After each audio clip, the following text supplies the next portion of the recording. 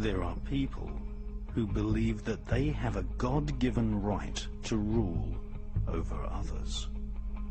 They believe that their outward appearance is superior to all others. They harbor selfish ambitions to be rich and to have power over what they describe as common people. They lie, cheat, steal, strangle, stab and slash their way to power.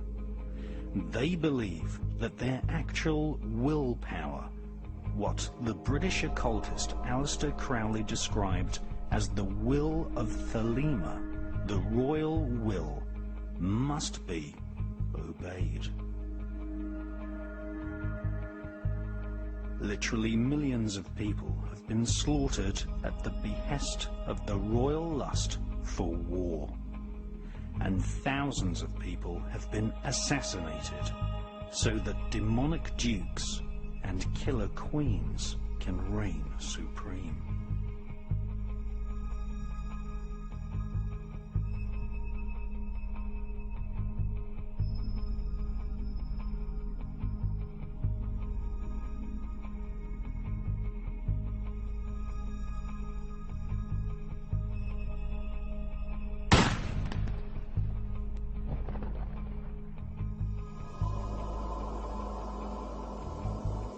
This cabal of crowned killers use the global network of secret societies, loosely described as the Illuminati, to do their bidding and killing.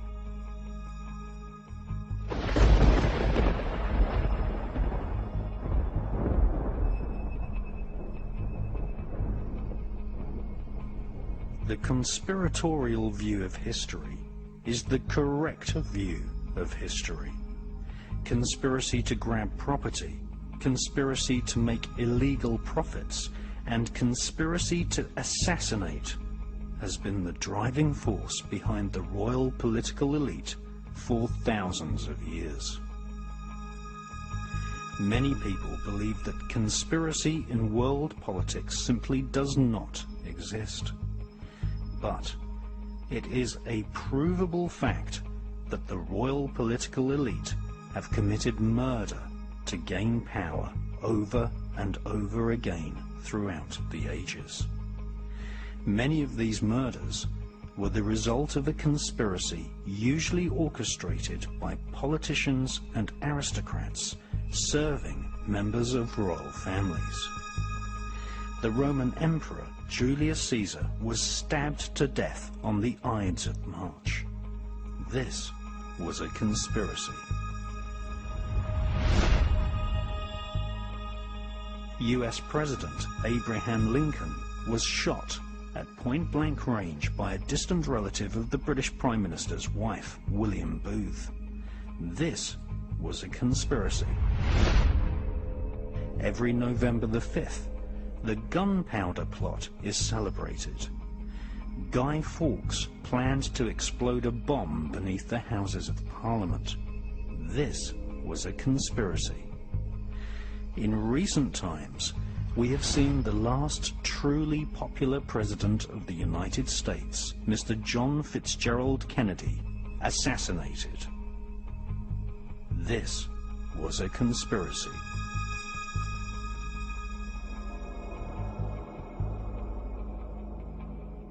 According to Muhammad al-Fayed, Princess Diana was the latest victim of a royal conspiracy in which she was allegedly murdered under orders from the British royal family.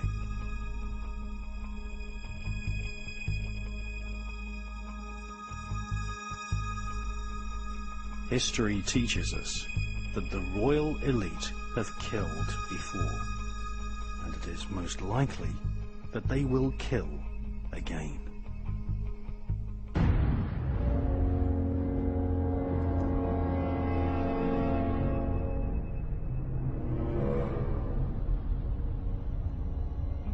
Many people believe that capital punishment, usually in the form of hanging, is no longer permitted in Britain.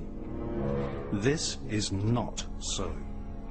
The royal family still reserve the right to prosecute and then hang someone if found guilty of treason. Treason, in its most harmless form, is simply criticism of the royal family.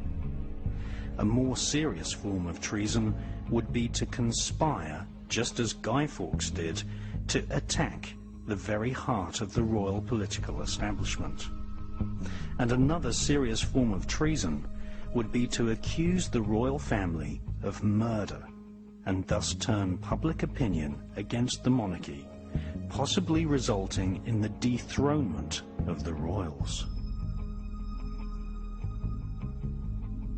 This film does commit treason, but it is the truth. History tells us that the German impostors who occupy the British throne have consistently tortured, illegally imprisoned, and even murdered, sometimes with their own hands, people who have criticized the monarchy throughout history. This film, for the first time ever, exposes the murderous and, in some cases, downright satanic activities of the monarchy.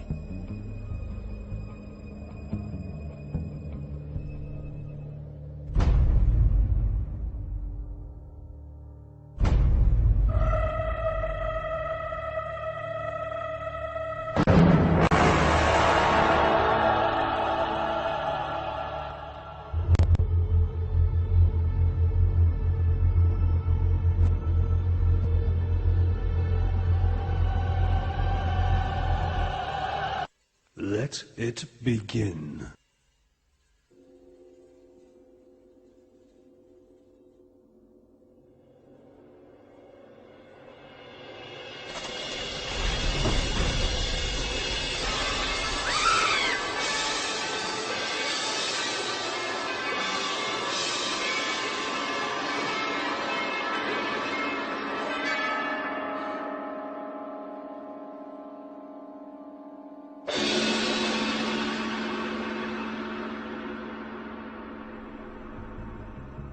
For the crowned killers of Europe, torture, disemboweling, hanging, burning, strangling, poisoning, and killing in the most satanic manner is the order of the day.